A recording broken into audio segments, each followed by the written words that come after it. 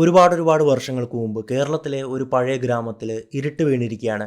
ഒറ്റയ്ക്ക് യാത്ര ചെയ്യുന്ന ഒരാൾ കാടിന് നടുവിലൂടെയുള്ള ഒരു ചെറിയ വഴിയിലൂടെ നടക്കുകയാണ്. കാടിൻ്റെ തണുത്ത കാറ്റും അതോടൊപ്പം രാത്രിയിൽ മാത്രം പൂക്കുന്ന പാലമരത്തിൻ്റെ വല്ലാത്തൊരു സുഗന്ധവും ഒക്കെ അന്തരീക്ഷത്തിൽ ഇങ്ങനെ നിറഞ്ഞു നിൽക്കുകയാണ്. മങ്ങിയ നിലാവെളിച്ചത്തിൽ അയാൾക്ക് മുമ്പിൽ വലിയൊരു തറവാട് കാണുകയാണ്. അത് കാണുമ്പോൾ ആശ്വാസമായി, അവിടെ നിന്ന് വിശ്രമിക്കാമല്ലോ എന്ന് അയാൾ മനസ്സിൽ വിചാരിക്കുകയാണ്. പക്ഷേ അയാൾ അടുത്തേക്ക് നടന്നു ചെല്ലുന്തോറും ആ കാഴ്ച മൊത്തത്തിൽ മാറുകയാണ്. ആ തറവാട് ഒരു വലിയ പനമരത്തിൻ്റെ രൂപത്തിലായി മാറുകയാണ്.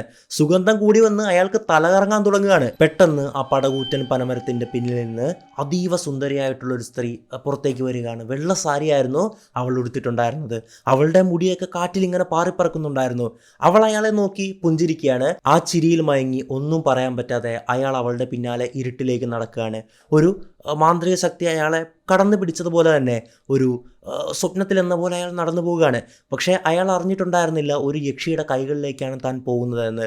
നേരം വെളുക്കുമ്പോൾ അയാളുടെ എല്ലുകളും മുടിയും നഖങ്ങളും മാത്രമേ ബാക്കിയുണ്ടായിരുന്നുള്ളൂ. ആ ഒരു പനമരത്തിൻ്റെ ചോട്ടിൽ അത് കാണാമായിരുന്നു. ബാക്കിയുള്ള ശരീരഭാഗങ്ങളെല്ലാം തന്നെ അവൾ ഭക്ഷിച്ചു കഴിഞ്ഞിരുന്നു. കള്ളിയങ്കാട്ട് നീലിയുടെ സ്ഥലത്ത് അലഞ്ഞു കിടക്കുന്ന പുരുഷന്മാരുടെ വിധി ഇതാണെന്നാണ് പറയപ്പെടുന്നത്. ഒരുപാട് തലമുറകളായിട്ട് നമ്മൾ കേരളത്തെ കേട്ടുകൊണ്ടിരിക്കുന്ന, ഭയപ്പെടുത്തിക്കൊണ്ടിരിക്കുന്ന ഒരു കഥയാണിതല്ലേ. നമ്മളുടെ മുതുമുത്തച്ഛന്മാരോട് ചോദിച്ചു കഴിഞ്ഞാൽ പോലും അവരും ഈ കഥ കേട്ടിട്ടുണ്ടാകും. ചതിക്കപ്പെട്ട ഒരു സ്ത്രീയുടെ ആത്മാവ് യക്ഷിയായി മാറിയതാണ് ഈ കള്ളിയങ്കാട്ട് നീലി. അവളുടെ സൗന്ദര്യവും ക്രൂരതയും പ്രലോഭനത്തിൻ്റെയും മരണത്തിൻ്റെയും കഥകൾ വളരെ പേരുകേട്ടതാണ്. ഇന്ന് നമ്മൾ നീലിയുടെ കഥയിലേക്ക് ആഴ്ന്നിറങ്ങാൻ പോവുകയാണ്. അവളുടെ ദുരന്തപൂർണമായിട്ടുള്ള ജീവിതം മുതൽ ഭീകരമായിട്ടുള്ള പ്രേതബാധകൾ വരെ നമ്മൾ ചർച്ച ചെയ്യും. ശ്രദ്ധിച്ച് കേൾക്കുക. പിന്നെ വീഡിയോ കാണുമ്പോൾ, ഇത് കേൾക്കുമ്പോൾ നിങ്ങളുടെ പിന്നിലേക്ക് നോക്കാതിരിക്കാൻ ശ്രമിക്കുക. കാരണം നീലിയുടെ ആത്മാവ് ഇപ്പോഴും പ്രതികാരത്തിനായിട്ട് അലഞ്ഞു കിടക്കുന്നുണ്ടോ എന്ന് ആർക്കറിയാം. ഏതൊരു ഐതിഹ്യവും തുടങ്ങുന്നത് ഒരു സാധാരണ ജീവിതത്തിൽ നിന്നാണ്. നീലിയുടെയും കാര്യത്തിൽ അങ്ങനെ തന്നെയായിരുന്നു കേട്ടോ. അവൾ രാത്രിയിൽ വേട്ടയാടുന്ന ഒരു പ്രേതമാകുന്നതിന് മുമ്പ് അവൾ സാധാരണക്കാരിയായിട്ടുള്ള ഒരു യുവതിയായിരുന്നു. 9-ാം നൂറ്റാണ്ടിൽ നമ്മുടെ പഴയ തിരുവിതാംകൂർ ഉണ്ടല്ലോ, അതിൻ്റെ തെക്കേയറ്റത്തുള്ള നാഗർകോവിലിൽ പഴക്കന്നൂർ എന്ന് പറയുന്ന ഒരു ഗ്രാമം ഉണ്ടായിരുന്നു. ആ ഗ്രാമത്തിൽ കാർവേണി എന്ന് പറയുന്ന ഒരു ദേവദാസിയുടെ മകളായിട്ടാണ് നീലി ജനിക്കുന്നത്. അവളുടെ അന്നത്തെ പേര്, അല്ലെങ്കിൽ യഥാർത്ഥ പേര് നീലി എന്നായിരുന്നില്ല, മറിച്ച് അല്ലി എന്നായിരുന്നു കേട്ടോ. ചെറുപ്പം മുതൽ തന്നെ അല്ലി അവളുടെ അതിമനോഹരമായിട്ടുള്ള വശ്യതയാർന്ന സൗന്ദര്യത്തിന് പേരുകേട്ടവളായിരുന്നു. കാക്കക്കറുത്ത കാൽമുട്ട് വരെ നീണ്ടു കിടക്കുന്ന മുടിയും അവളുടെ വലിയ കണ്ണുകളും അത് നോക്കുന്ന ആരെയും അത്രത്തോളം ആകർഷിക്കുന്ന കാന്തത്തിൻ്റെ കണ്ണുകളാന്നൊക്കെ നമ്മൾ പറയത്തില്ലേ. ശരിക്കും അങ്ങനെയാണ് നമ്മളുടെ ഐതിഹ്യങ്ങളിൽ നീലിയെ വിവരിച്ചിട്ടുള്ളത്.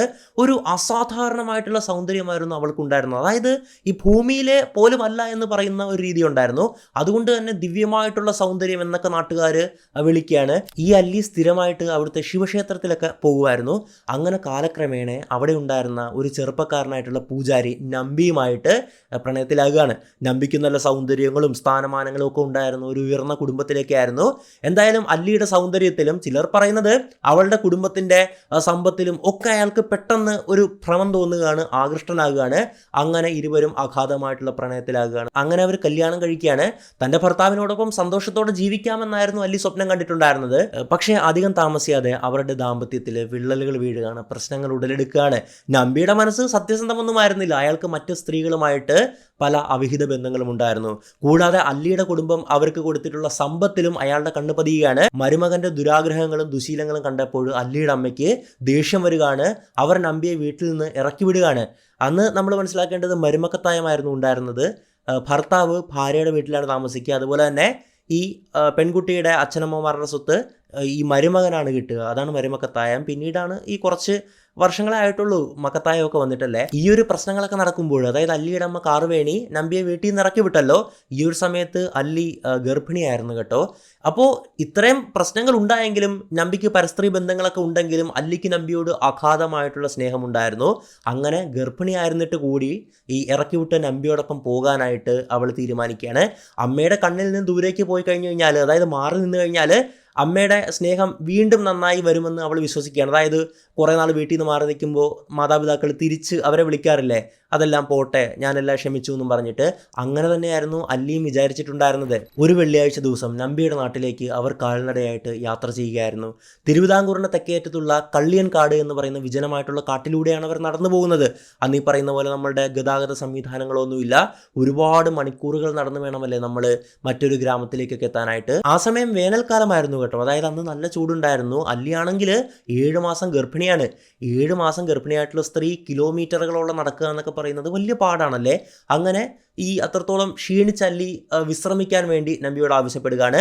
ഒരു വലിയ കള്ളിമുൾ ചെടിയുടെ ചുവട്ടിൽ അവർ ഒരിടം കണ്ടെത്തുകയാണ്. കൊടുങ്കാടിൻ്റെ നടുക്കാണ് ഈ കള്ളിയൻകാട് എന്ന് പറയുന്ന കാട്ടിൻ്റെ ഇടയ്ക്ക് വെച്ചാണ് അല്ലി നമ്പി എനിക്ക് വയ്യ ഒന്ന് വിശ്രമിക്കണമെന്ന് പറയുന്നത്.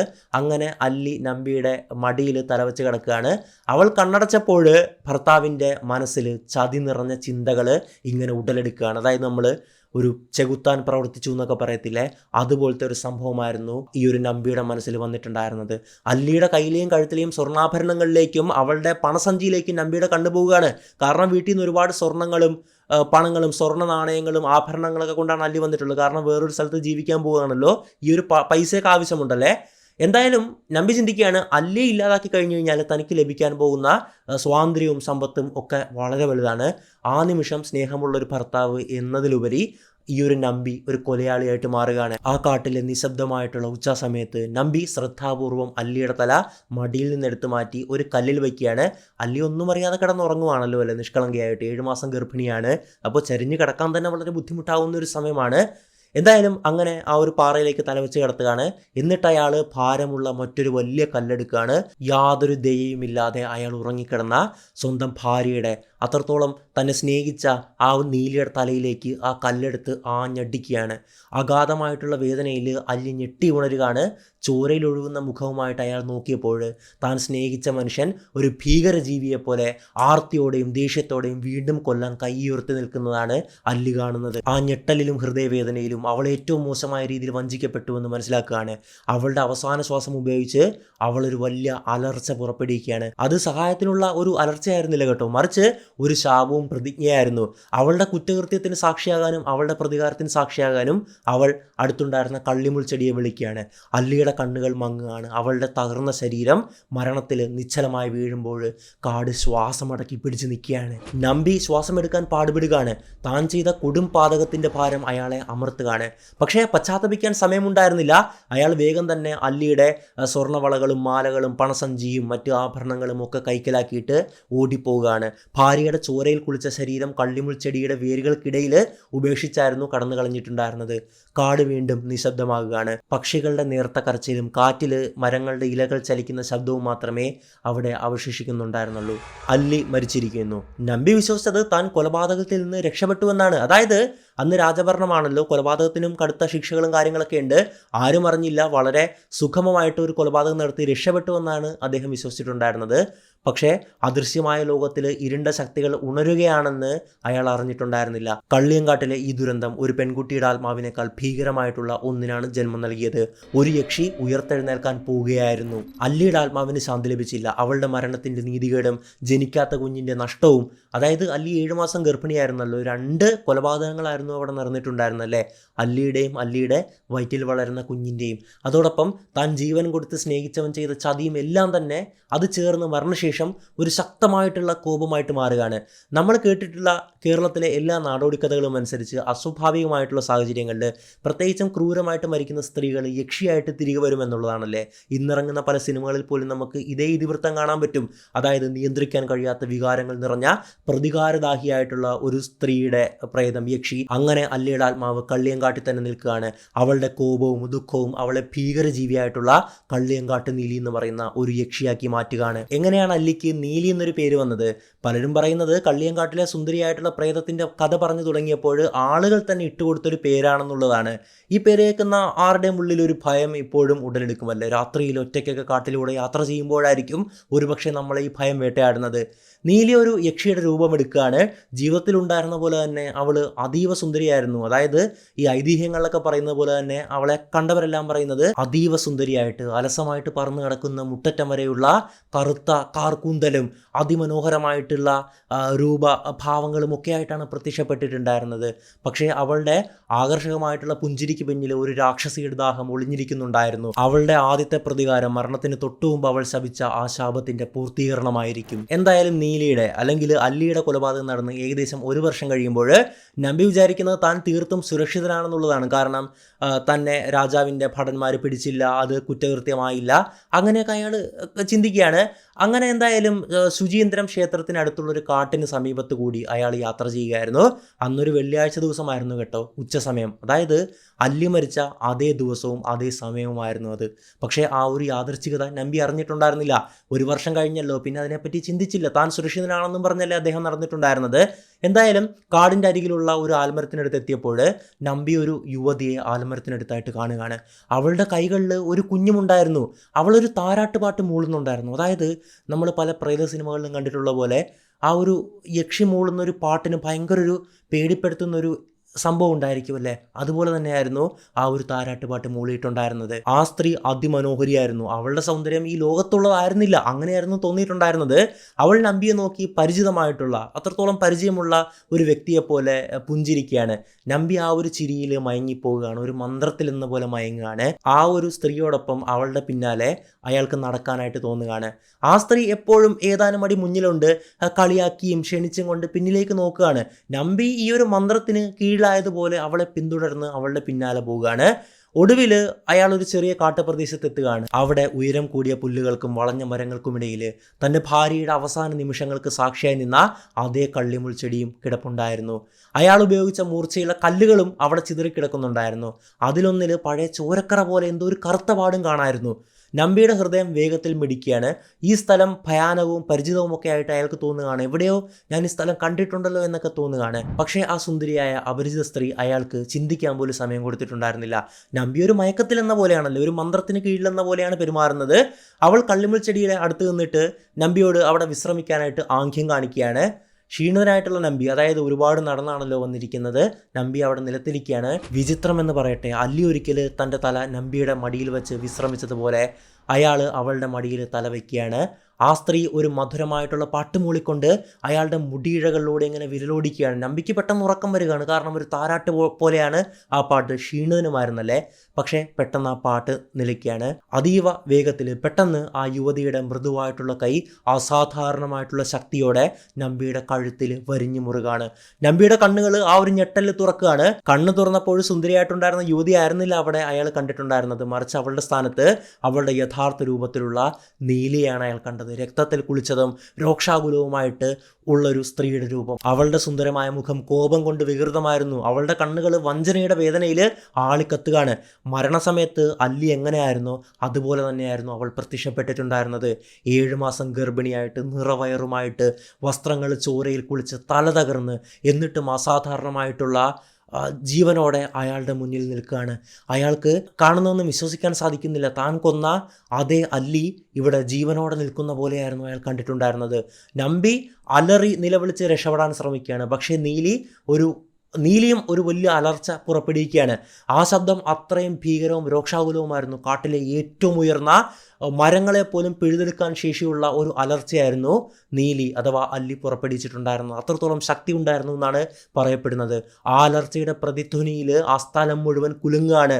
ആ കാട് മുഴുവൻ വിറങ്ങലിക്കുകയാണ്. ഭയന്ന് വിറച്ച നമ്പി ഓടി രക്ഷപ്പെടാൻ ശ്രമിക്കുകയാണ്. അയാൾ മരങ്ങൾക്കിടയിലൂടെ ഭ്രാന്തമായിട്ട് ഓടുകയാണ്, വീഴുകയാണ്, വീണ്ടും എഴുന്നേറ്റ് ഓടുകയാണ്. ആ പ്രതികാരദാഹിയായിട്ടുള്ള ആത്മാവിൽ നിന്ന് രക്ഷപ്പെടാൻ അദ്ദേഹം പരമാവധി ശ്രമിക്കുകയാണ്. പക്ഷേ വിധി മറ്റൊന്നായിരുന്നു. അയാൾ ഓടുന്നതിനിടയിൽ അല്ലിയെ കൊലപ്പെടുത്താൻ ഉപയോഗിച്ച വലിയ പാറക്കഷ്ണങ്ങളുണ്ടല്ലോ, അതിൻ്റെ ഇടയിൽ നമ്പിയുടെ കാല് കുടുങ്ങുകയാണ്. അയാൾ ഭ്രാന്തമായിട്ട് കാല് വലിച്ചെടുക്കാനൊക്കെ ശ്രമിക്കുന്നുണ്ട്. പക്ഷേ എല്ലാം വൈകിപ്പോയിരുന്നു. നീലി അമാനുഷിക വേഗതയോടെ അയാളുടെ അടുത്തെത്തുകയാണ്. നമ്പി കണ്ട അവസാനത്തെ കാഴ്ച എന്താണെന്നറിയാവോ? തൻ്റെ മരിച്ച ഭാര്യയുടെ കണ്ണുകളാണ്, ചോരയിൽ പൂണ്ട കണ്ണുകളാണ്. പണ്ട് സ്നേഹവും സൗന്ദര്യമൊക്കെ ആയിരുന്നു ആ ഒരു കണ്ണുകൾ ഉണ്ടായിരുന്നതല്ലേ. എന്നാൽ സൗന്ദര്യവും സ്നേഹവും ഇല്ലാത്ത, അത്രത്തോളം ഭീകരമായിട്ടുള്ള പ്രതികാരദാഹത്തോടെ നിൽക്കുന്ന അവളുടെ കണ്ണുകളാണ് അയാൾ അവസാനമായിട്ട് കാണുന്നത്. അവൾ തൻ്റെ കൺമുമ്പിൽ കൂടുതൽ കൂടുതൽ ഉയരം വെച്ച് ഒരു ഭീകര രൂപമായിട്ട് മാറുകയായിരുന്നു. നീലി തന്നെ ചതിച്ച ഭർത്താവിനെ ഒരു വലിയ അലർച്ചയോടെ പിടികൂടുകയാണ്. അമാനുഷിക ശക്തിയോടെ അവൾ നമ്പിയെ കഷ്ണങ്ങളാക്കി കീറി മുറിക്കുകയാണ്. അയാളുടെ ശരീരഭാഗങ്ങൾ വലിച്ചു കീറുകയാണ്. അയാളുടെ ശരീരം ഭക്ഷിച്ച് അയാളുടെ ചൂടുള്ള രക്തം അവസാന തുള്ളി വരെ നീലി കുടിക്കുകയാണ്. ഗ്രാമവാസികൾ പിന്നീട് കള്ളിയങ്കാട്ടിലൂടെ നടന്നു പോകുമ്പോൾ അവർക്ക് ഭീകരമായിട്ടുള്ള അവശിഷ്ടങ്ങൾ മാത്രമേ കണ്ടെത്താൻ കഴിഞ്ഞിട്ടുണ്ടായിരുന്നുള്ളൂ. ഒരു മനുഷ്യൻ്റെ ശരീരഭാഗങ്ങൾ പഴയ പനമരത്തിൻ്റെയും കള്ളിമുൾ ചെടിയുടെയും ചുവട്ടിൽ ചിതറിക്കിടക്കുന്ന കാഴ്ചകളാണ് അവർ കണ്ടിട്ടുണ്ടായിരുന്നത്. അവർക്കധികം ഊഹിക്കേണ്ടി വന്നില്ല. നീലി അവളുടെ പ്രതികാരം തീർത്തുവെന്ന് എല്ലാവർക്കും മനസ്സിലായിട്ടുണ്ടായിരുന്നു. അന്ന് മുതൽ ലോകത്തിലെ ഏറ്റവും വലിയ നിധി ആ കാട്ടിൽ ഒളിഞ്ഞിരിക്കുന്നു എന്ന് പറഞ്ഞാൽ പോലും ഒരു സഞ്ചാരിയും ആ വഴി പോകാൻ ധൈര്യപ്പെട്ടിട്ടില്ല. നീലിയുടെ കോപത്തിൻ്റെ ഭയം അത്രത്തോളം വലുതായിരുന്നു. കൊലപാതക കൊലപാതകം നടന്ന ആ സ്ഥലം ഒഴിവാക്കപ്പെട്ട് ഒരു ഭീകരമായ അല്ലെങ്കിൽ ഒരു അജ്ഞാതമായിട്ടുള്ള ഭീകരത ഒളിഞ്ഞിരിക്കുന്ന ഒരു ശാപഗ്രഹസ്ഥമായിട്ടുള്ള സ്ഥലമായിട്ട് അത് മാറുകയാണ്. ഇവിടെ നമ്മൾ മനസ്സിലാക്കേണ്ടത് നാടോടി കഥകൾ എപ്പോഴും ഒരുപോലെയല്ല നിലനിൽക്കാറുള്ളത്. നീലിയുടെ ഉത്ഭവത്തെക്കുറിച്ചും മറ്റ് സമൂഹങ്ങളിൽ പല പല കഥകളാണ് പറയുന്നത്. ഒരു കഥയിൽ അവൾ പഴക്കന്നൂരിലെ അല്ലിയല്ല, മറിച്ച് ദർശനം എന്നൊരാളെ സ്നേഹിച്ച നീലിയാണ്. അയാൾ അവളെ ഉപേക്ഷിക്കുകയും അപമാനിക്കുകയും ചെയ്തപ്പോൾ അവൾ ഗ്രാമവാസികളെല്ലാം തന്നെ ക്രൂരമായിട്ട് കൊല്ലുകയാണ്. ഇതിൽ വ്യക്തിപരമായിട്ടുള്ള വഞ്ചനയേക്കാൾ കൂട്ടായിട്ടുള്ള കുറ്റബോധത്തിനാണ് പ്രാധാന്യം നൽകുന്നത്. ഇനി മറ്റൊരു കഥയിലാകട്ടെ, അവളും സഹോദരനായിട്ടുള്ള അമ്പിയും ചോള രാജാവിൻ്റെ മക്കളായിട്ട് നീലനും നീലിയും എന്നുള്ള പേരിൽ പുനർജനിക്കുന്നതായിട്ട് നമുക്ക് കാണാൻ സാധിക്കും. ചെറുപ്പം മുതൽ അവരെത്രത്തോളം ദുഷ്ടരായിരുന്നു, കന്നുകാലികളുടെ രക്തമൊക്കെ കുടിച്ചായിരുന്നു അവർ വളർന്നിട്ടുണ്ടായിരുന്നത്. ഈ കഥയിൽ നമ്പി അനന്തൻ എന്നുള്ള പേരിലാണ് പുനർജനിക്കുന്നത്. അങ്ങനെ ഇതേ നീലിക്ക് ഈ അനന്തൻ എന്ന പേരുള്ള, അതായത് നമ്പിയുടെ പുനർജന്മത്തോടുള്ള പ്രതികാരവും ഒക്കെ തന്നെ നമുക്ക് യഥാർത്ഥ നീലിയുടെ കഥയിലേതുപോലെ തന്നെ കാണാൻ പറ്റും. എന്തായാലും ഈ കഥകളൊക്കെ കാണിക്കുന്നത് ഒരേ കഥ തന്നെ എങ്ങനെ വ്യത്യസ്തമായിട്ടുള്ള കഥാകാരന്മാർ തങ്ങളുടെ രീതിയിൽ മാറ്റി എഴുതി എന്നുള്ളതാണ്. ഓരോ കഥയും വഞ്ചന, നാണക്കേട് അല്ലെങ്കിൽ വിധി എന്നിവയ്ക്കാണ് ഊന്നൽ നൽകുന്നത്. ഇനി കള്ളിയങ്കാട്ടിലെ ഭീകരതയെ പറ്റി നമുക്ക് സംസാരിക്കാം. തൻ്റെ ഭർത്താവിൻ്റെ ക്രൂരമായിട്ടുള്ള അന്ത്യത്തോടെ നീലിയുടെ ആത്മാവിന് സമാധാനം ലഭിക്കുമെന്നാണ് നമുക്ക് തോന്നുക. കാരണം നമ്മൾ കേട്ടിട്ടുള്ള നാടോടി കഥകളിൽ അല്ലെങ്കിൽ നമ്മൾ കാണുന്ന സിനിമാ കഥകളിലൊക്കെ അങ്ങനെയാണല്ലേ. പക്ഷേ നീലിയുടെ ഐതിഹ്യം നമ്മളോട് പറയുന്നത് മറ്റൊന്നാണ്. കള്ളിയങ്കാട്ടിലെ നീലിയുടെ പ്രതികാരം അപ്പോൾ മാത്രമാണ് തുടങ്ങിയത് എന്നുള്ളതാണ്. അതായത് നമ്പിയെ കൊല്ലുന്നത് മുതലാണ് ആരംഭിച്ചത്. മരണം അവളെ ഒരു യക്ഷിയാക്കി മാറ്റിയിട്ടുണ്ടായിരുന്നല്ലേ. രക്തത്തിൻ്റെയും പ്രതികാരത്തിൻ്റെയും രുചി ഒരു ശ്വാസത ആഗ്രഹമായിട്ട് മാറുകയാണ്. അതായത് തൻ്റെ പ്രതികാരം തീർന്നു, പക്ഷേ അതൊന്നും കൊണ്ട് നീലി അടങ്ങിയിട്ടുണ്ടായിരുന്നില്ല. ആ ചോരയുടെ രുചി അവളെ ഭയങ്കരമായിട്ട് ഭ്രമിപ്പിക്കുകയാണ്. അങ്ങനെ നീലി കള്ളിയങ്കാടിൻ്റെ മറ്റൊരു പേരാണ് പഞ്ചവൻകാടല്ലേ, അവിടെയും ചുറ്റുമുള്ള ഗ്രാമങ്ങളിലും ഒക്കെ അലഞ്ഞു കിടക്കുകയാണ്. ഒരിക്കൽ തൻ്റെ വീടായിരുന്ന ആ സ്ഥലങ്ങളെ ഭയപ്പെടുത്തുകയാണ്. പകലെല്ലാം ശാന്തമായിരുന്നു, എന്നാൽ രാത്രിയിൽ ആ വിജനമായിട്ടുള്ള വഴികളിലൂടെ ഒറ്റയ്ക്ക് യാത്ര ചെയ്യുന്ന പുരുഷന്മാർ ഒരു സുന്ദരിയായ, അപരിചിതയായ, ആകർഷകമായിട്ടുള്ള പുഞ്ചിരിയോടെ പ്രത്യക്ഷപ്പെടുന്ന ഒരു സ്ത്രീയെ അവരെല്ലാം ഒന്നടങ്കം ഭയപ്പെട്ടിരുന്നു. പിന്നീട് നീലി അവളുടെ രീതിക്ക് പേരുകേട്ടവളായി മാറുകയാണ്. അവൾ പുരുഷന്മാരെയായിരുന്നു വേട്ടയാടിയിട്ടുണ്ടായിരുന്നത്, പ്രത്യേകിച്ച് സ്ത്രീകളുടെ സൗന്ദര്യത്തിൽ വീഴുന്നവരെ. അവളുടെ അസാധാരണമായിട്ടുള്ള സൗന്ദര്യവും മായാജാല വിദ്യകളും ഉപയോഗിച്ച് അവൾ നിരവധി ഇരകളെ മരണത്തിലേക്ക് ആകർഷിക്കുകയാണ്. പല നാടോടി കഥകളിലും പറയുന്നത് പോലെ തന്നെ നിലാവുള്ള ഒരു രാത്രിയിൽ നടന്നു പോകുന്ന ഒരാൾക്ക് പെട്ടെന്ന് സുഗന്ധമുള്ള പൂക്കളുടെ മണമോ അല്ലെങ്കിൽ അടുത്തൊരു സ്ത്രീയുടെ ചിരിയോ കേൾക്കാൻ കഴിയുമായിരുന്നു. അയാൾ പിന്തുടരാൻ മാത്രം മണ്ടനാണെങ്കിൽ, അതായത് സ്ത്രീയിൽ ഭ്രമിക്കുന്ന ഒരാളാണെങ്കിൽ ഒരു കഷ്ടതയിലുള്ള ഒരു യുവതി അയാൾക്ക് കണ്ടെത്താൻ കഴിഞ്ഞേക്കാം. ഒരു ബുദ്ധിമുട്ട് പറയുന്ന, അതായത് എൻ്റെ കൂടെ വരൂ, അവിടെ പ്രശ്നങ്ങളുണ്ട് എന്നൊക്കെ ആയിരിക്കും ഒരു പക്ഷേ ആ സ്ത്രീ വരുന്നത്. അല്ലെങ്കിൽ വീട്ടിൽ വന്ന് വിശ്രമിക്കാം, ഭക്ഷണം കഴിക്കാം എന്നൊക്കെ പറഞ്ഞ് പല രീതിയിലായിരിക്കും ആ ഒരു ചെറുപ്പക്കാരെ അല്ലെങ്കിൽ ആ ഒരു പുരുഷന്മാരെ ഈ ഒരു പ്രേതം, യക്ഷി ക്ഷണിക്കുകയല്ലേ. ഒരു കുഞ്ഞിനെ എടുത്ത് നമ്പിയുടെ അടുത്ത് പ്രത്യക്ഷപ്പെട്ടതുപോലെ തന്നെ, അല്ലെങ്കിൽ രാത്രിയിൽ സഹായം തേടുന്ന ഒരു ഒറ്റപ്പെട്ട സ്ത്രീയായിട്ടാണ് പ്രത്യക്ഷപ്പെടുന്നതെന്ന് സാരം. നീലി ഈ ക്രൂരമായിട്ടുള്ള കൊലപാതകത്തിൻ്റെ പേരിൽ മാത്രമല്ല പേര് കേട്ടിട്ടുള്ളത്, മറിച്ച് വിദഗ്ധയായിട്ടുള്ള ഒരു മായാജാലക്കാരിയായിരുന്നു. ഒരു പ്രശസ്തമായിട്ടുള്ള കഥ പറയുന്നത് നീലിയെ പോലെയുള്ള യക്ഷികൾ അർദ്ധരാത്രിയിൽ ഒരു കൊട്ടാരം കാടിൻ്റെ നടുവിൽ പ്രത്യക്ഷപ്പെടുത്താൻ കഴിയും, അല്ലെങ്കിൽ ഒരു തോന്നൽ, ഒരു ഹാലൂസിനേഷൻ ഉണ്ടാക്കാൻ കഴിയുമെന്നുള്ളതാണ്. അവിടെ വിളക്കുകളും സംഗീതവും ഒക്കെ ഉണ്ടാകും. ഇരകളെ ആകർഷിക്കാൻ വേണ്ടിയായിരുന്നു ഇതെല്ലാം കാണിച്ചിട്ടുണ്ടായിരുന്നല്ലേ. അവിടെ എൻ്റെ കൊട്ടാരമുണ്ട്, അല്ലെങ്കിൽ എൻ്റെ തറവാടുണ്ട്, അവിടെ വിശ്രമിക്കാമെന്ന് പറഞ്ഞ് വിളിക്കും. പക്ഷേ സത്യത്തിൽ പ്രഭാതമാകുമ്പോൾ ആ ഒരു കൊട്ടാരം ഒരു പനമരത്തിൻ്റെ പരുപരുത്ത പുറന്തലി മാത്രമായിട്ടായിരിക്കും കാണുക. ആക്രമണ സമയത്ത് യക്ഷിയുടെ ആകർഷണീയത മാഞ്ഞു പോകും. അതായത് നമ്പിയെ കൊന്നത് എങ്ങനെയായിരുന്നു? നമ്പിയെ കൊല്ലുന്നതിന് തൊട്ട് മുമ്പ് വരെ വളരെ ഭംഗിയുള്ള ഒരു സ്ത്രീ ആയിരുന്നല്ലേ. ആക്രമണം തുടങ്ങുമ്പോൾ ആ ഒരു രാക്ഷസ രൂപം ആ ഒരു യക്ഷി നീലി കൈവരിക്കുമായിരുന്നു. തൻ്റെ യഥാർത്ഥ രൂപം വെളിപ്പെടുത്തുന്ന സമയത്ത് ഇരയ്ക്ക് ഒരിക്കലും നീലിയുടെ കയ്യിൽ നിന്ന് രക്ഷപ്പെട്ടു പോകാൻ പറ്റാത്ത ഒരവസ്ഥയായിരിക്കും അവിടെ ഉണ്ടാകുക. എന്തായാലും നീലിയുടെ കഥ ആ നാട്ടിൽ മൊത്തം പരക്കുകയാണ്. യാത്രക്കാരും നാട്ടുകാരും ഒക്കെ അടക്കം പറയുകയാണ്. നീലി പ്രത്യേകിച്ച് ഈ സ്ത്രീലമ്പടന്മാരായിട്ടുള്ള, ഈ സ്ത്രീയിൽ ആകർഷണമുള്ള പുരുഷന്മാരെയായിരുന്നു കൂടുതൽ വേട്ടയാടാൻ ഇഷ്ടപ്പെട്ടിട്ടുണ്ടായിരുന്നത്. തന്നെ ചതിച്ച പരസ്ത്രീ ബന്ധങ്ങൾ ഏറെ ഉണ്ടായിരുന്ന തൻ്റെ ഭർത്താവിൻ്റെ പാവങ്ങൾക്ക് അവൾ അവരെ ശിക്ഷിക്കുന്നത് പോലെ അവൾ ആകർഷകമായിട്ട് പുഞ്ചിരിക്കും, അവരെ മാടി വിളിക്കും. അവർ അവളുടെ പിടിയിലാവുമ്പോൾ അവൾ നരകം അഴിച്ചുവിടും. ചിലരെ അവൾ ഒരു യക്ഷിയുടെ സാധാരണ രീതിയിൽ വധിക്കും. അവരെ പനമരത്തിന് മുകളിൽ വലിച്ചിഴിച്ച് ഒരു രക്തരക്ഷസിനെ പോലെ അവരുടെ രക്തം മൊത്തം ഊറ്റിക്കുടിക്കും. അങ്ങനെ മുടിയും നഖങ്ങളും മാത്രം, എല്ലുകളും ഒക്കെ മാത്രം ബാക്കിയാവും. മറ്റുള്ളവരെ യാതൊരു തുമ്പുമില്ലാതെ അപ്രത്യക്ഷമാക്കി കളയും. അവരുടെ പൊടി പോലും കിട്ടാനില്ല എന്നൊക്കെ പറയത്തില്ല. അതായത് അവരുടെ നഖമോ മുടിയോ ഒന്നും കിട്ടാനില്ല. അവരുടെ തിരോധാനം നീലിയുടെ തൃപ്തിപ്പെടാത്ത കോപത്താൽ സംഭവിച്ചതാണെന്നാണ് പഴിക്കപ്പെട്ടിട്ടുണ്ടായിരുന്നത്. നാടോടി കഥകളിൽ കള്ളിയങ്കാട്ട് നീലിയുടെ ഇരകളുടെ എണ്ണം കൂടിക്കൂടി വരുന്നതായിട്ട് നമുക്ക് കാണാൻ സാധിക്കും. അവൾ അതുവരെ ഉണ്ടായിരുന്ന യക്ഷികളെക്കാളും തീർത്തും അതീവ ക്രൂരയായിരുന്നു അല്ലേ. അവളുടെ ഇരകളുടെ പട്ടികയിൽ നാട്ടിലുണ്ടായിരുന്ന ധീരന്മാരായിട്ടുള്ള യോദ്ധാക്കൾ പോലും ഉണ്ടായിരുന്നു. നീലിയെ പോലെയുള്ള യക്ഷികൾ ഇന്ത്യൻ പാരമ്പര്യത്തിൽ ഒരിക്കൽ വളരെ വ്യത്യസ്തരായിരുന്നു. വേദകാലത്തിന് മുമ്പുള്ള ബുദ്ധമത കഥകളിൽ യക്ഷികൾ നല്ലവരായിട്ടുള്ള ഫലപുഷ്ടിയുടെയും ഒക്കെയുള്ള പ്രതീകങ്ങളായിട്ടുള്ള ആത്മാക്കളായിരുന്നു. മരങ്ങളുടെയും ഗ്രാമങ്ങളുടെയും സംരക്ഷകര്, പൂക്കളുടെ വാഹകര്. അവരുടെ ദിവ്യമായിട്ടുള്ള സ്പർശനത്തെ ദോഹത എന്നാണ് വിളിക്കപ്പെട്ടിരുന്നത്. പക്ഷേ നൂറ്റാണ്ടുകൾ കടന്നുപോയപ്പോൾ ബ്രാഹ്മണവൽക്കരണത്തിലൂടെ ഈ രൂപങ്ങൾ ഭീകരമായിട്ടുള്ള വശീകരണ ശക്തിയുള്ള സ്ത്രീകളായിട്ട് മാറുകയാണ്. ഈ പരിവർത്തനത്തിന്റെ ഹൃദയത്തിലാണ് നീലി നിലകൊള്ളുന്നത്. വീട്ടുകാര്യങ്ങളിൽ നിന്ന് ഒഴിഞ്ഞു മാറിയ ഒരു വിമതാത്മാവ് അവളുടെ സ്വതന്ത്രമായിട്ടുള്ള ചിരി ഒരു മാരക അലർച്ചയാക്കി മാറ്റുകയാണ്. ഈ അർത്ഥത്തിൽ നീലി ഒരു പ്രേതകഥ മാത്രമല്ല, സ്ത്രീ സ്വാതന്ത്ര്യത്തെക്കുറിച്ചുള്ള പുരുഷാധിപത്യമായിട്ടുള്ള ഭയങ്ങളുടെ ഒരു പ്രതിഫലനം കൂടിയാണ്. കള്ളിയങ്കാട്ട് നീലിയുടെ കഥ കേരളത്തിൽ കാട്ടുതീ പോലെ പടരുകയാണ്. ഗ്രാമങ്ങളിലെ വീടുകളിൽ വിളക്കിന്റെ വെളിച്ചത്തിൽ മുതിർന്നവർ നീലിയുടെ ഭീകരമായിട്ടുള്ള കഥകൾ അടക്കം പറയുമായിരുന്നു. ഒരു ചെറുപ്പക്കാരനും സന്ധ്യയ്ക്ക് ശേഷം തനിയെ അലഞ്ഞടക്കില്ലെന്ന് അവർ ഉറപ്പുവരുത്തി. കാരണം അവർക്കറിയാം നീലി ഒരുപക്ഷെ കൊണ്ടുപോയേക്കുമെന്നല്ലേ. അവളുടെ പേര് നാടൻ പാട്ടുകളിലും തിരുവിതാംകൂറിലെ വില്ലടിച്ചാൻ പാട്ടുകളിലും ഒക്കെ ഇടം നേടുകയാണ്. അങ്ങനെ കഥ സംഗീതത്തിലൂടെയും കവിതകളിലൂടെയും ജീവിച്ചു കൊണ്ടേയിരുന്നു. എത്രയോ വർഷം മുമ്പ് നടന്ന സംഭവങ്ങൾ അല്ലെങ്കിൽ എഴുതപ്പെട്ടിട്ടുള്ള നാടോടി കഥകളാണല്ലേ, അത് ഇന്നും നമുക്കറിയാമല്ലേ. അതാണ് നീലിയുടെ കഥയുടെ ഏറ്റവും വലിയ പ്രത്യേകതകൾ എന്നുള്ളത്. തലമുറകളായിട്ട് കൈമാറ്റം ചെയ്യപ്പെട്ട കഥയാണ് നീലി എന്നുള്ളത്. യഥാർത്ഥത്തിൽ നീലിയുടെ കഥ പല സാഹിത്യങ്ങളിലേക്കും കടക്കുകയാണ്. പ്രശസ്തമായിട്ടുള്ള 1891 മലയാളം നോവലായിട്ടുള്ള മാർത്താണ്ഡവർമ്മയിൽ നീലിയെക്കുറിച്ച് ഒരു രക്തം കുടിക്കുന്ന രക്തരക്ഷസ് എന്ന് പറയുന്നുണ്ട്. അതിൽ നിന്ന് ഒരു മനുഷ്യനും ജീവനോടെ മടങ്ങി വരാൻ പറ്റില്ലത്രേ. ഇത്തരം പ്രതികാരദാഹിയായിട്ടുള്ള സ്ത്രീ ആത്മാക്കള് ഭയവും നീതിയുടെ ഒരു ഇരുണ്ട രൂപവും പ്രതിധ്വനിക്കുന്ന ഒരു സമൂഹത്തിൽ അവളുടെ കഥയ്ക്ക് ഒരുപാട് പ്രാധാന്യമുണ്ടായിരുന്നു. സാധാരണക്കാരായിട്ടുള്ള വ്യക്തികൾക്ക് നീലിയെ പോലുള്ള യക്ഷികൾ അവരുടെ ലോകത്തിലെ ഒരു യഥാർത്ഥ സാന്നിധ്യമായിരുന്നു. നമ്മൾ ഭയക്കേണ്ട, നമ്മൾ പ്രീണിപ്പിക്കേണ്ട, ആദരിക്കേണ്ട ഒന്ന്. യക്ഷികളുടെ ആക്രമണത്തിൽ നിന്ന് സ്വയം രക്ഷ നേടാനായിട്ട് നിരവധി വിശ്വാസങ്ങളും ആചാരങ്ങളൊക്കെ അവർ വികസിപ്പിക്കുകയാണ്, അല്ലെങ്കിൽ അത് ഉടലെടുത്ത് വരികയാണ്. ഇരുമ്പ് ഒരു ശക്തമായിട്ടുള്ള രക്ഷാകവചമായിട്ടായിരുന്നു അന്നത്തെ ആൾക്കാർ കണക്കാക്കിയിട്ടുണ്ടായിരുന്നത്. ഒരു യക്ഷിക്കും അതിന്റെ സ്പർശം താങ്ങാൻ കഴിയില്ല എന്നാണ് അവർ വിശ്വസിച്ചിരുന്നത്. അതിനാൽ ബുദ്ധിയുള്ള യാത്രക്കാർ അവരുടെ അരയിൽ ചെറിയൊരു ഇരുമ്പ് കത്തികൾ ഒളിപ്പിച്ചു വെച്ചു. അല്ലെങ്കിൽ നമ്മൾ പണ്ടുള്ള കഥകളിൽ താക്കോൽ കൂട്ടം കൊണ്ട് നടക്കുന്നു എന്നൊക്കെ പറയാറില്ലേ അല്ലേ, അതിൻ്റെയൊക്കെ അടിസ്ഥാന കാരണം ഇതായിരുന്നു. അല്ലെങ്കിൽ ഒരു ഇരുമ്പാണി ശരീരത്തിൽ അവർ കൊണ്ട് നടക്കുകയാണ്. പണ്ഡിതരായിട്ടുള്ള ആൾക്കാരാണെങ്കിൽ ഒരു എഴുത്താണി അതിൻ്റെ അറ്റത്ത് ഒരു നാരങ്ങയും കുത്തിക്കൊണ്ടായിരുന്നു നടന്നിട്ടുണ്ടായിരുന്നത്. പുളിയുള്ള നാരങ്ങയും തണുത്ത ഇരുമ്പും ഒരുമിച്ച് തിന്മയകറ്റുമെന്നായിരുന്നു അവർ വിശ്വസിച്ചിട്ടുണ്ടായിരുന്നത്. പഴയ മലബാറിലെ നാടോടി കഥകളിലൊക്കെ നമുക്കിത് ഒരുപാട് കാണാൻ കഴിയും കേട്ടോ. ഒരു യക്ഷിയുടെ മായാജാലം സംഭവിച്ചാൽ, ഉദാഹരണത്തിന് ഒരു വിചിത്രമായിട്ടുള്ള സ്ഥലത്ത് ഒരു സുന്ദരിയായിട്ടുള്ള സ്ത്രീ പ്രത്യക്ഷപ്പെട്ടാൽ അവളുടെ കാലുകൾ നോക്കുന്നതായിരുന്നു ഒരു സാധാരണ വിദ്യ. ഐതിഹ്യമനുസരിച്ച് ഒരു യക്ഷിയുടെ പാദങ്ങൾ അവളെ ഒറ്റിക്കൊടുക്കുമെന്നാണ് പറയുന്നത്. അതായത് ഒന്നെങ്കിൽ അവളുടെ പാദങ്ങൾ നിലത്ത് തൊടില്ല, അല്ലെങ്കിൽ അവളുടെ കാൽവിരലുകൾ പിന്നോട്ട് തിരിഞ്ഞിരിക്കും. അങ്ങനെ വല്ല സൂചനകളും കണ്ടു കഴിഞ്ഞു കഴിഞ്ഞാൽ ഉപദേശം വളരെ ലളിതമാണ്. മറ്റൊന്നുമല്ല, ഓടുക, പിന്നോട്ട് നോക്കരുത്.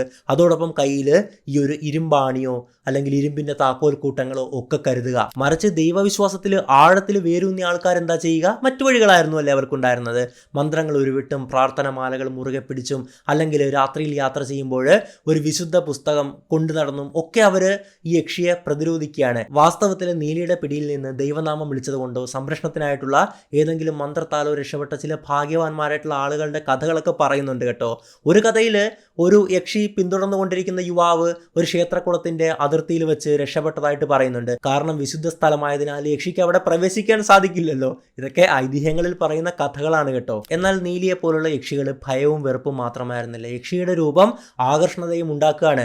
ഈ പ്രേതങ്ങളെ പലപ്പോഴും ആകർഷകവും ദുരന്തപൂർണവുമായിട്ടുള്ള കഥാപാത്രങ്ങളായിട്ടാണ് പല കലാസൃഷ്ടികളിലും ചിത്രീകരിച്ചിട്ടുണ്ടായിരുന്നല്ലേ. ക്രൂരന്മാരായ പുരുഷന്മാരാൽ ചതിക്കപ്പെട്ട സ്ത്രീകൾ ഇപ്പോൾ സ്വന്തം കൈകളിൽ അധികാരം എടുക്കുകയാണ്.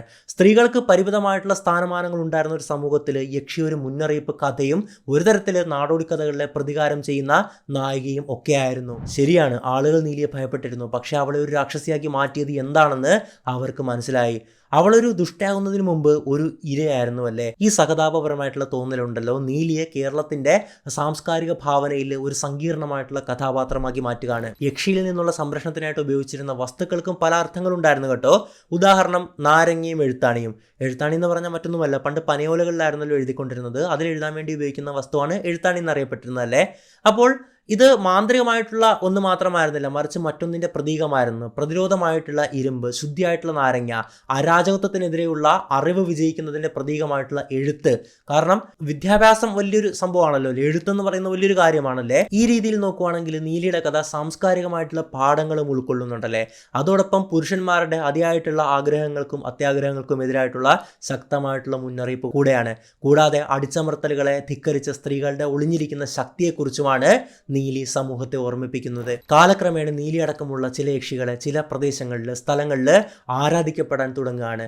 ഒരു കാര്യം പറയുവാണെങ്കിൽ നമുക്ക് ചുറ്റും കാണുന്ന നല്ലൊരു ശതമാനം അമ്പലങ്ങളിലും യക്ഷിയമ്മ എന്ന് പറയുന്നൊരു പ്രതിഷ്ഠയുണ്ട്. യക്ഷിയാണ് നമ്മൾ ആരാധിക്കുന്നത്. തീർച്ചയായിട്ടും ഞാനൊക്കെ തൊഴുന്ന ഒരാളാണ്. നമ്മളെ രക്ഷിക്കണം, യക്ഷിയമ്മയെ രക്ഷിക്കണമെന്ന് തന്നെ പ്രാർത്ഥിക്കുന്ന ഒരാളാണ് കേട്ടോ. അങ്ങനെ കേരളത്തിലെ നിരവധി അനവധി കാവുകളിലും ക്ഷേത്രങ്ങളിലും ഒക്കെ നീലിയെ പോലെയുള്ള യക്ഷികൾക്കായിട്ടുള്ള പ്രതിഷ്ഠകളുണ്ട് കേട്ടോ. ഈ സ്ഥലങ്ങളിൽ ഗ്രാമവാസികൾ അല്ലെങ്കിൽ ഭക്തർ യക്ഷിയെ പ്രീതിപ്പെടുത്താനുള്ള, ശാന്തമാക്കാനുള്ള പൂജകളും മറ്റ് കർമ്മങ്ങളും ഒക്കെ നടത്താറുണ്ട്. അവളുടെ കോപത്തിന് പകരം അനുഗ്രഹമാണ് അവർ തേടുന്നതല്ലേ. കള്ളിയങ്കാട്ട് നീലിക്ക് പ്രത്യേകിച്ചും പഞ്ചമക്കാട്ടിൽ ഒരു ചെറിയ ക്ഷേത്രമുണ്ട്. അവിടെ അവളെ ഒരു സൗമ്യമായിട്ടുള്ള മാതൃപരമായിട്ടുള്ള രൂപത്തിലാണ് ആരാധിക്കുന്നത്. ഒരു അമ്മ എന്നുള്ള രീതിയിൽ സ്നേഹത്തോടെ നാട്ടുകാരും ഭക്തരും എല്ലാം നീലി അമ്മ എന്ന് തന്നെയാണ് വിളിക്കുന്നത്. ഇപ്പോൾ നിങ്ങൾക്ക് തോന്നിയേക്കാവുന്ന ഒരു ചോദ്യം, നീലിയെ പോലെയുള്ള അത്രത്തോളം ഭയപ്പെടുത്തുന്ന ഒരു യക്ഷി എങ്ങനെ ഒരു ദേവതയായി മാറുന്നു എന്നുള്ളതാണല്ലേ. ചില ഐതിഹ്യങ്ങൾ പറയുന്നത് വർഷങ്ങളോളം ആൾക്കാരെ ഭയപ്പെടുത്തി വേട്ടയാടിയ ശേഷം നീലിയുടെ ആത്മാവിനെ ഒതുക്കി മാറ്റിയെടുത്തു എന്നാണ്. ഒന്നുകിൽ അവളൊരു പാലമരത്തിൻ്റെ കീഴിൽ ഒരു കാവൽക്കാരിയായിട്ട് സമാധാനത്തോടെ വസിക്കാൻ തീരുമാനിക്കുകയാണ്, അല്ലെങ്കിൽ അവളെ ശക്തമായിട്ടുള്ള മന്ത്രവാദത്തിലൂടെ ഒരു മരത്തിൽ ബന്ധിപ്പിച്ചു എന്നുള്ളതാണ്. എങ്ങനെയൊക്കെ ആയാലും ഇന്നലത്തെ ക്രൂരമായിട്ടുള്ള യക്ഷി കേരളത്തിലെ ഒരു ഗ്രാമദേവതയായിട്ട് പരിണമിച്ചു എന്ന് വേണം പറയാനായിട്ട്. ഇരട്ട സ്വഭാവമാണ് നാടോടിക്കഥകൾക്ക്. ഇന്നലത്തെ ദുർമൂർത്തി ഇന്നത്തെ ദേവതയായി മാറിയേക്കാം. വിവിധ കഥാകാരന്മാർ നീലിയുടെ വിധിക്ക് പരസ്പര വിരുദ്ധമായിട്ടുള്ള അന്ത്യങ്ങളാണ് നൽകിയിട്ടുള്ളത്. ചിലർ പറയുന്നത് പ്രശസ്തനായിട്ടുള്ള ക്രിസ്തീയ പുരോഹിതൻ കടമറ്റത്ത് കത്തനാര് അവളെ ഒരു മാന്ത്രിക വിദ്യയിലൂടെ പാലമരത്തിൽ ആണിയടിച്ചുവെന്നാണ്. അവളുടെ ക്രൂരയായിട്ടുള്ള യക്ഷിരൂപത്തെ എന്നേക്കുമായി ബന്ധിപ്പിച്ചുവെന്ന്. മറ്റുള്ളവർ പറയുന്നത് അവൾ നശിപ്പിക്കപ്പെട്ടിട്ടില്ല, മറിച്ച് പാർവതിയുടെ സഹോദരിയായിട്ടുള്ള നീലിയമ്മയായി ആരാധിക്കപ്പെടുന്നുവെന്നാണ്. നമ്മുടെ കൊല്ലത്തെ ചെറുകുന്നം ശ്രീ മുത്തുരാമ നീലിയമ്മ ക്ഷേത്രത്തിൽ അവളിപ്പോഴും ആരാധിക്കപ്പെടുന്നുണ്ട്. രാജസപൂജ സമയത്ത് നാരങ്ങ വിളക്കുകൾ കത്തിക്കുന്നതും പുതുതായി വിവാഹം കഴിച്ച ദമ്പതികൾ തങ്ങളുടെ സംരക്ഷണത്തിനായിട്ട് പട്ടും താലിയും ചാർത്തുന്നതും ഒക്കെ ഈ ആചാരങ്ങളിൽ ഉൾപ്പെടുന്നു. അതുപോലെ തിരുവല്ല പരുമലയിലെ വല്യ പനയന്നൂർക്കാവ് ഭഗവതി ക്ഷേത്രത്തിലെ യക്ഷിയമ്മ പ്രതിഷ്ഠ നീലിയാണെന്നാണ് പറയപ്പെടുന്നത്. ഭൂരിഭാഗം ക്ഷേത്രങ്ങളിലും യക്ഷിയമ്മയുടെ പ്രതിഷ്ഠ കാണാൻ പറ്റും. പക്ഷേ ഈ ഒരു ക്ഷേത്രത്തിലെ യക്ഷിയമ്മ നീലിയാണെന്നുള്ളതാണ് ഐതിഹ്യം പറയുന്നത്. അതായത് നീലിയെ സംബന്ധിക്കുന്ന പല ഐതിഹ്യങ്ങളും കാണിക്കുന്നത് ഒന്നെങ്കിൽ ഒരു പുരോഹിതന്റെ കീഴിലാകുക, അല്ലെങ്കിൽ ദേവതയായി മാറിക്കൊണ്ട് സമൂഹത്തിലേക്ക് ചേരുക എന്നുള്ളതാണ്. ഈ രണ്ടധ്യയങ്ങളാണ് നമുക്ക് കൂടുതലായിട്ടും കാണാൻ സാധിക്കുന്നത്. സമൂഹങ്ങൾ അവരുടെ സ്വന്തം മതപരവും സാംസ്കാരികപരമായിട്ടുള്ള ചട്ടക്കൂടുകൾ അനുസരിച്ച് എങ്ങനെയാണ് അവളുടെ കഥയെ മാറ്റിയെടുത്തു എന്നുള്ളതാണ് കാണാൻ സാധിക്കുന്നത്. എന്തൊക്കെയായാലും നൂറ്റാണ്ടുകളായിട്ട് കള്ളിയങ്കാട്ട് നീലിയുടെ കഥ കേരളത്തിൻ്റെ നാടോടിക്കഥകളുടെ ഒരു പ്രധാന ഭാഗമായിട്ടാണ് നിലകൊള്ളുന്നത്. പറയുകയും വീണ്ടും പറയുകയും ചെയ്യുന്നൊരു കഥ. ഓരോ തവണ പറയുമ്പോഴും നട്ടലിലൂടെ ഒരു വിറയലുണ്ടാകുന്ന ഒന്ന്. സ്നേഹവും വഞ്ചനയും മരണവും അമാനുഷിക പ്രതികാരവും അർത്ഥം നിറഞ്ഞ ഒരു സാംസ്കാരിക പശ്ചാത്തലവും എല്ലാം ഈ കഥയിലുണ്ട്. ഇന്നും യക്ഷി എന്ന വാക്ക് കേൾക്കുമ്പോഴും നമ്മുടെ മനസ്സിൽ വരുന്നത് ഒരു പനമരത്തിൻ്റെ കീഴിൽ വെള്ള സാരി ഉടുത്ത ഒരു സുന്ദരിയായിട്ടുള്ള വശീകരണക്കാരിയായിട്ടുള്ള സ്ത്രീയുടെ ചിത്രമാണല്ലേ. പക്ഷേ നീലിയുടെ ആകർഷണം അവളുടെ ഭീകരവും ദുരന്തപൂർണവുമായിട്ടുള്ള ഒരു ചരിത്രമാണ് പറയുന്നത്. അത് ആധുനിക ഭാവനയിൽ പല രീതികളിൽ നിലനിൽക്കുന്നതായിട്ട് കാണാൻ സാധിക്കും. സിനിമകളിലും നോവലുകളിലും പാട്ടുകളിലും നാടകങ്ങളിലും ഒക്കെ ഈ ഒരു കഥ ഇടം നേടിയിട്ടുണ്ടല്ലേ. പുരാണത്തിൻ്റെയും ധാർമ്മികതയുടെയും ഇടയിൽ നിലനിൽക്കുന്ന നീലിയുടെ കഥ ഒരു ഓർമ്മപ്പെടുത്തലായിട്ടാണ് വർത്തിക്കുന്നത്. വഞ്ചനയുടെയും ചതിയുടെയും വിലയെ സൂക്ഷിക്കുക. കാരണം ആത്മാക്കൾ നിങ്ങളെ നിരീക്ഷിക്കുന്നുണ്ട്. നീതി നിങ്ങൾ പ്രതീക്ഷിക്കാത്ത രൂപത്തിൽ നിങ്ങളെ തേടിയെത്താം. അടുത്ത തവണ രാത്രിയിൽ ഒറ്റപ്പെട്ടൊരു ആൽമരത്തിന് കീഴിൽ നിങ്ങൾ നടക്കുമ്പോൾ രാത്രിയിൽ പൂക്കുന്ന പൂക്കളുടെ മണം, പ്രത്യേകിച്ച് പാലയുടെ മണം നിങ്ങൾക്ക് പെട്ടെന്ന് ലഭിക്കുവാണെങ്കിൽ നിങ്ങളുടെ നടത്തം വേഗത്തിലാക്കുക. നിങ്ങളുടെ പോക്കറ്റിലുള്ള ഇരുമ്പ് രക്ഷാകവചം കുറച്ചുകൂടി മുറുക്കെ പിടിക്കുകയും ചെയ്യുക. നീലിയുടെ കോപമുള്ള ആത്മാവ് പോയിട്ടുണ്ടാകാം, പക്ഷേ ആർക്കും അത് തീർച്ചപ്പെടുത്താൻ കഴിയില്ല. നീലിയുടെ ചിരി കള്ളിയൻകാടിൻ്റെ ഇരുണ്ട കാടുകളിൽ ഇപ്പോഴും മുഴങ്ങുന്നുണ്ടെന്ന് പറയപ്പെടുന്നു. പക്ഷേ ഇതവളുടെ കഥയുടെ ഒരു ഭാഗം മാത്രമാണ്. ഐതിഹ്യം ഒരു നാടകീയമായിട്ടുള്ള വഴിത്തിരിവോടെ തുടരുകയാണ് കേട്ടോ. ഭീകരമായിട്ടുള്ള യക്ഷിയും അവളെ വെല്ലുവിളിക്കാൻ ധൈര്യപ്പെട്ട ഒരു ദൈവ മനുഷ്യൻ തമ്മിലുള്ള ഒരു പോരാട്ടം. അടുത്ത ഭാഗത്തിൽ കടമറ്റത്ത് കത്തനായിരുന്ന നിഗൂഢനായിട്ടുള്ള പുരോഹിതൻ എങ്ങനെയാണ് നീലിയെ നേരിട്ടത്, അവളെ പരാജയപ്പെടുത്തിയത് എന്നൊക്കെ നമ്മൾ ചർച്ച ചെയ്യുക. അപ്പോൾ തുടർന്നുള്ള ഭാഗത്തിനായിട്ടും കാത്തിരിക്കുക. എന്നിട്ടും നീലിയുടെ സാന്നിധ്യം നിഴലുകളിൽ മറഞ്ഞില്ല. CV രാമൻ പിള്ളയുടെ മാർത്താണ്ഡവർമ്മയിൽ നോവലിൽ അവളെ ഒരു രക്തം കുടിക്കുന്ന രക്തരക്ഷസാക്കിയിട്ടാണ് ചിത്രീകരിച്ചിട്ടുണ്ടായിരുന്നത്. പിന്നീട് അവളുടെ കഥ സിനിമകളാക്കി മുന്നോട്ട് വരികയാണ്. 1979 ഇറങ്ങിയ കള്ളിയങ്കാട്ട് നീലി പ്രേക്ഷകരെ വളരെ ഭയപ്പെടുത്തുന്ന ഒരു സിനിമയായിരുന്നു അന്നത്തെ കാലത്തല്ലേ. അതുപോലെ തന്നെ 1985 കടമറ്റത്തച്ഛൻ ഒക്കെ വീണ്ടും അവളുടെ കഥ എടുത്തു പറയുകയാണ്. അതുപോലെ തന്നെ ഏഷ്യാനെറ്റിൽ വളരെ ഫേമസ് ആയിട്ടുള്ള കടമറ്റത്ത് കത്തനായ ഒരു സീരിയലുണ്ടായിരുന്നു. അന്നൊക്കെ ആ ഒരു സീരിയലിലൂടെയാണ് ഞാൻ കള്ളിയങ്കാട്ട് നീലിയുടെയൊക്കെ കഥ അറിയുന്നത്. ഞാനന്ന് 1ാം ക്ലാസ്സിലോ 2ാം ക്ലാസ്സിലോ ഒക്കെ പഠിക്കുമായിരുന്നു. അതോടൊപ്പം ഇപ്പോൾ ലേറ്റസ്റ്റ് ആയിട്ട് ഇറങ്ങിയിട്ടുള്ള ലോക ചാപ്റ്റർ 1 ചന്ദ്ര എന്ന് പറയുന്ന സിനിമയിൽ കള്ളിയങ്കാട്ട് നീലിയെ ഒരു പുതിയ ഭാവത്തിൽ അവതരിപ്പിച്ചിരിക്കുകയാണ്. അതായത് ഇന്ന് കള്ളിയങ്കാട്ട് നീലി ജീവിക്കുവാണെങ്കിൽ എങ്ങനെയായിരിക്കും എന്നൊക്കെയുള്ള രീതിയിൽ അവതരിപ്പിക്കപ്പെട്ടിരിക്കുകയാണ്. അതായത് എത്ര തലമുറകൾ കഴിഞ്ഞാലും കള്ളിയങ്കാട്ട് നീലിയുടെ കഥ കേരളത്തിൽ മുഴങ്ങിക്കൊണ്ടേയിരിക്കും. 1000 വർഷങ്ങൾക്കപ്പുറം കേരളം ഇതുപോലെ തന്നെ ഉണ്ടെങ്കിൽ അന്നും നമുക്ക് കള്ളിയങ്കാട്ട് നീലിയുടെ കഥ പല രൂപത്തിലും പല ഭാവത്തിലും കേൾക്കാൻ സാധിക്കും. അതായത് കള്ളിയങ്കാട്ട് നീലിയുടെ കഥ ഒരു പ്രേതകഥ മാത്രമല്ല, അത് കേരളത്തിൻ്റെ സാംസ്കാരിക കണ്ണാടി കൂടിയാണ്. ദുരന്തപൂർണമായിട്ടുള്ള ഒരു ജീവിതം നയിക്കേണ്ടി വന്ന ഒരു സ്ത്രീ എങ്ങനെ യക്ഷിയായിട്ട് മാറി, അത് ഒരു ഭാഗത്ത് പ്രതീകത്തിൻ്റെയും വഞ്ചനയ്ക്കെതിരെയുള്ള പ്രതികാരത്തിൻ്റെയും ഒക്കെ കഥയാണ്, മറുഭാഗത്ത് സ്ത്രീ ശാക്തീകരണവും അതോടൊപ്പം അങ്ങനെ ഒരുപാട് സാംസ്കാരികപരമായിട്ടുള്ള ഏടുകളുമായിട്ട് നമുക്ക് കള്ളിയങ്കാട്ട് നീലിയുടെ കഥയെ നമുക്ക് ബന്ധിപ്പിക്കാൻ സാധിക്കും. അതുപോലെ തന്നെ പല ഐതിഹ്യങ്ങളിലും ഈ കഥയ്ക്ക് പല മാറ്റം വന്നതായിട്ട് കാണാൻ സാധിക്കും. എന്തായാലും അടുത്ത ഭാഗത്തിൽ ക്രിസ്തീയ പുരോഹിതനായിട്ടുള്ള കടമറ്റത്ത് കത്തനാരച്ഛൻ എങ്ങനെയാണ് നീലിയെ തളച്ചത് എന്നൊക്കെയുള്ള കഥ പറയാം. നിങ്ങൾ ആവശ്യപ്പെട്ട് കഴിഞ്ഞ് കഴിഞ്ഞാൽ അപ്പോൾ തീർച്ചയായിട്ടും ആ ഒരു കഥയെപ്പറ്റി പറയണമെന്നുള്ള കാര്യമൊക്കെ കമൻറ്റ് ബോക്സിൽ ഇടുക. അതോടൊപ്പം ഈ ഒരു നീലിയെ പറ്റിയിട്ടുള്ള നിങ്ങളുടെ അഭിപ്രായം എന്താണ്, ലോക സിനിമയെ പറ്റിയിട്ടുള്ള നിങ്ങളുടെ അഭിപ്രായം എന്താണ്, എപ്പോഴും നമ്മുടെ കമൻറ്റ് ബോക്സ് എന്ന് പറയുന്ന നല്ലൊരു ചർച്ചാവേദിയാണ്. കൂടുതൽ കാര്യങ്ങളൊക്കെ ഡിസ്കസ് ചെയ്യാൻ ശ്രമിക്കുക. അപ്പോൾ എന്തായാലും കടമറ്റത്ത് കത്തനാരച്ഛൻ്റെ വീഡിയോ വേണമെങ്കിൽ കമൻറ്റ് ചെയ്യാൻ മറക്കരുത്. മറ്റൊരു വീഡിയോയിൽ മറ്റൊരു നല്ല വിഷയമായിട്ട് നമുക്ക് വീണ്ടും കാണാം. മിസ് മി അശ്വിൻ മാടപ്പള്ളി സൈനിങ് ഔട്ട്.